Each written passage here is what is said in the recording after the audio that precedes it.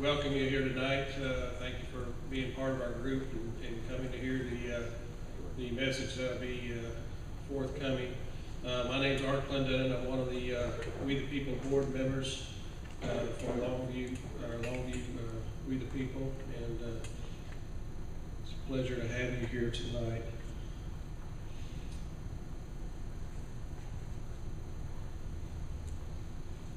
We have I'm doing it next. Okay, you can do it. All right, I'll just put it down. I can't think it, so. Tonight's speaker will be Dr. Jeff Adicott. He's a lieutenant colonel from the U.S. Army. He's retired, and he'll be speaking to us tonight on terrorism. Anyone heard of ISIS lately? Yeah, I'm sure he'll have some words of wisdom to impart to us tonight. Go ahead, Ms. Wilkins. Dr. Adicott has 20 years experience in the Army. He spent many of these years as a senior legal advisor to the Army Special Forces. He's given over 700 speeches and presentations. That's amazing right there in itself, I guess. But at least it is to me. He's been on Fox, CNN, a number of news outlets there. He's had over 4,000 media interviews. I'm sure he knows what he's talking about. I'm looking forward to this. He has many awards and educational degrees. He lives in San Antonio. We truly appreciate his generosity, sharing his time, and coming up here to East Texas to visit with us. Next slide, please.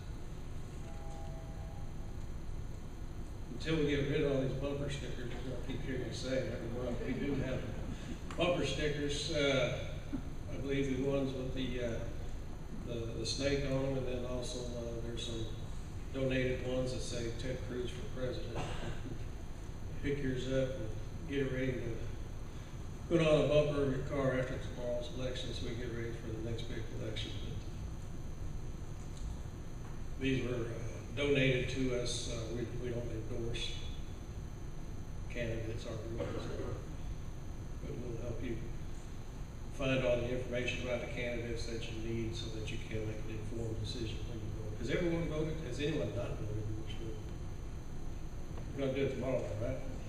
Excellent, excellent.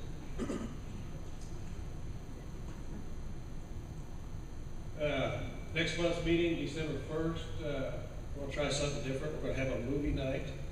Dinesh D'Souza's America, Imagine the World Without Her. I believe this has been playing since this summer in various theaters, but I haven't seen it. I'm looking forward to that. And we'll just kind of have a time of fellowship and hopefully be a celebration time too to celebrate tomorrow's victories. So come for the movie and fellowship next month, December 1st. We're going to be having a Christmas float this year. We need volunteers to help put it all together that Tuesday night before the parade. Parade's on Thursday the 4th, and they're going to meet Tuesday night, I believe, at Cindy's house to finish putting the float together.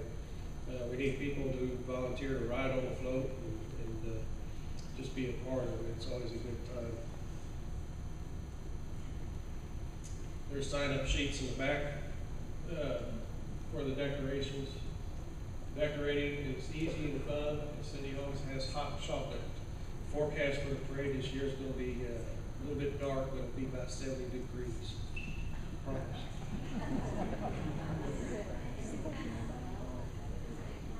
Yeah, it's a big party. There are also sign-up sheets for riding on the float, so she's got them all categorized for you. Just come on and turn out. Let's have some fun. Next slide, please. There's a couple of them from last year. This past month, there's been a walking campaign for folks going door to door, 1,000 houses. Just imagine if we had doubled that. You know, we could have hit 4,000 or 10,000 houses pretty easily if just had a little more folks participate in walking. Let's make that a goal for next time. Let's get people out and knock on doors. We had a tea party a couple of weeks ago, October 18th. Had about 200 people attend. We had a very good set of speakers for the tea party. A few, Dr. Rafael Cruz was one of our headliners. We had a special guest appearance by Louis Gomer. And then the Life, Liberty, and Property Tour speakers consisted of several speakers from the Austin area, and then Joanne Fleming from Tyler. We're glad that they were all here. They all had great messages on the current election cycle, what the senators and Congress folks are doing in the state. There was talks on homeschooling. There was talks on life, pro-life issues, and so very, very, very interesting. Our group also has a little Hispanic outreach that we're trying to grow from within. The Hispanic population, as you know, is continuing to grow in Texas, and liberals are trying to latch on to these folks. However, our goal is to reach out to them and tell them the truth. And we're sending out some newsletters to them, and just trying to inform them of things that are actually going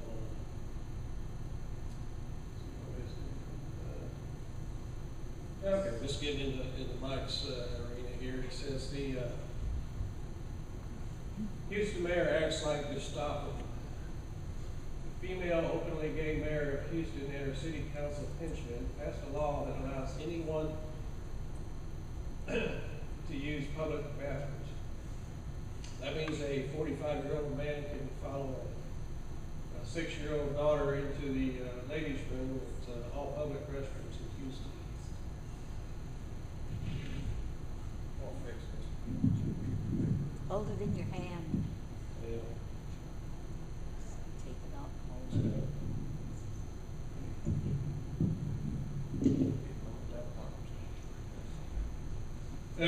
Local churches objected to the new law and sought to collect enough signatures to force the issue to the ballot to be voted on. I think they needed a total of about 15 to 17,000 signatures. They collected upwards of around 50,000.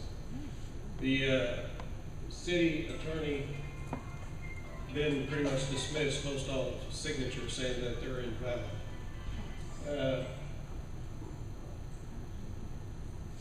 The gay mayor had a petition with its overwhelming number of signatures needed to put on the ballot, thrown out without merit. And then she then subpoenaed church pastors to turn over all their sermons, speeches, correspondence, which is letters, emails, so on and so forth, relating to this law. If not, she threatened them with jail time. This kind of travesty is what happens when good conservative people do not pay attention to elections. This openly gay female mayor was elected by 2% of the people living in Houston. She received a total of 85,000 votes out of about 2.2 million folks who are eligible to vote. If the church-going people in Houston did not care enough to vote for this conservative candidate who was running against her, you know, they kind of got what they deserved. The mayor was forced to back down and dismiss all the demands on the pastors, thanks to the church rising up. Where was the ACLU and other freedom of speech groups on this case? Nowhere to be found. Hypocrites. Next slide. Sarah Palin's daughter, Bristol Palin. You may have heard this in the news lately. She was attacked. She was at a party. She was attacked and dragged across a lawn. It seemed like there was kind of a little bit of a brawl going on at the time. I don't know how many folks were involved, but and she was brutally cursed at by a male thug at a recent gathering. The female CNN anchor Carol Costello played the video of the attack, calling it quite possibly the best minute and a half of audio we've come across in a long time. She also advised her audience to sit back and enjoy the assault. Where's the outrage for this female CNN anchor's comments? None to be found in any of the liberal news media. Let's go back.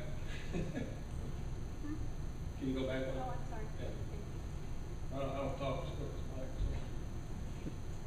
So. Was this woman fired for her comments?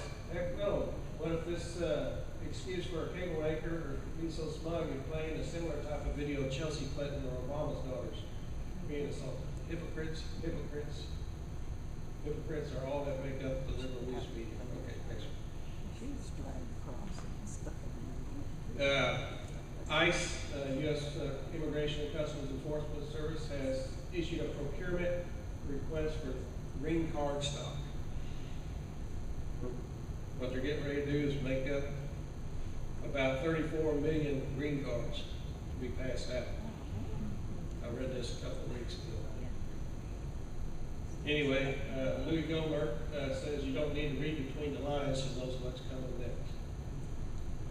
President Obama will try to grant amnesty to 35 million illegal aliens in the USA right after the midterm elections. This illegal move would increase the U.S. population by 10%. Just think about that. The vast majority of these green card holders would then be allowed to vote, and they would probably vote overwhelmingly Democrat. Louis states he will do all he can to defend this amnesty decree by defunding Obama on this abuse of power. Go Louis, we're proud of you.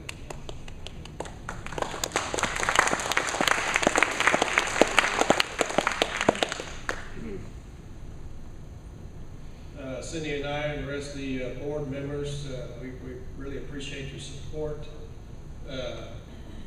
It's even in times like this where, we do have donation boxes in the back, and we do appreciate your help more than anything. And we appreciate folks who helped break that at the Tea Party rally.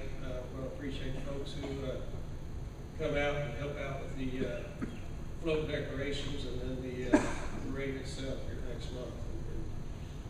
And this movie night that we're going to have next week, that's just part of our appreciation back to you, just to have a little time of lightheartedness and enjoy the evening together.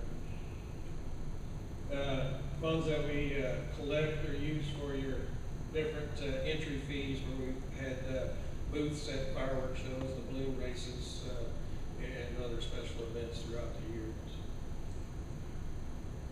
Anyway, next slide. Tonight's guest speaker, as I mentioned earlier, was Dr. Jeff Adcock. We're very honored and pleased to have Dr. Adcock with us here tonight, and I will say no more. Just let him come on out.